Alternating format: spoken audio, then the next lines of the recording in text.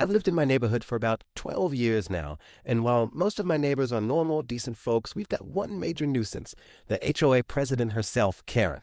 And when I say her name is Karen, I mean it literally and figuratively. Imagine a woman who wears a visor to her mailbox, glares at anyone whose lawn is 1.5 inches too long, and sends passive-aggressive emails about the sanctity of community standards. That's her. For context, I'm a woodworker by hobby and trade. I run a small custom furniture business out of the detached workshop on my property. It's not fancy, but it's mine. The HOA rules allow home businesses as long as they don't generate excessive traffic, and since I only do online orders and ship everything, it's never been a problem. Except to Karen. For years, she has made it her mission to remind me that a workshop is not aesthetically pleasing. She sent me letters about the color of my garage doors. They match the house, by the way. Claimed the sound of my saw was disturbing the peace at 2 in the afternoon, and even once took pictures of my recycling bins because she said they were out too early. But the real trouble began about 3 months ago. One morning, I walked out to start my day and found a silver Lexus parked directly in front of my workshop doors. Not in my driveway, not along the curb, literally pressed up against the double doors so I couldn't open them. At first, I thought it might have been an accident. I went over to Karen's house and knocked. And she opened the door, smirk on her face, coffee mug in hand. "Oh, that's mine," she said sweetly. "There wasn't enough room in front of my house today. I'll move it later." Later turned into 2 days. I asked again.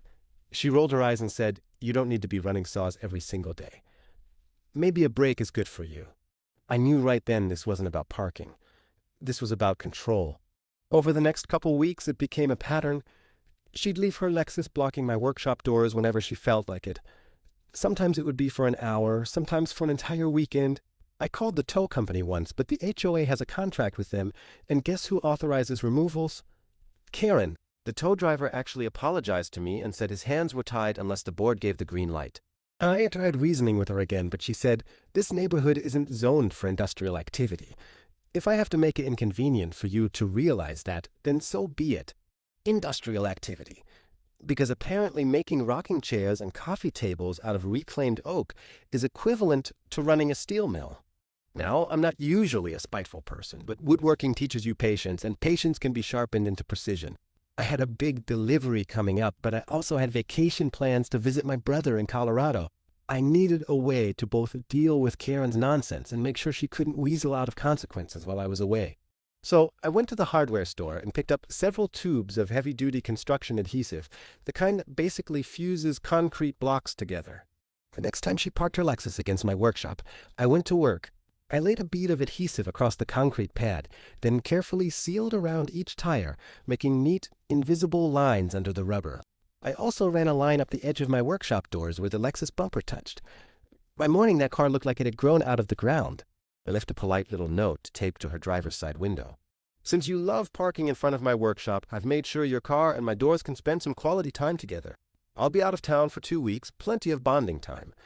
Your neighbor." Then I loaded my truck, locked my front door, and drove off for the most stress-free vacation I've had in years. Apparently, chaos erupted within 48 hours. My neighbor across the street, who despises Karen almost as much as I do, gave me the play-by-play when I returned. Karen came out, tried to back up, and realized the car wouldn't budge. She called AAA, who also couldn't budge it. They thought it was some kind of brake seizure until they spotted the adhesive.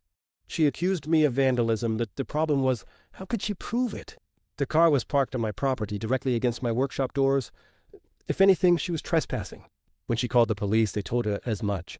Apparently, one of the officers even asked, "Ma'am, why were you parked blocking your neighbor's building in the first place?" The best part?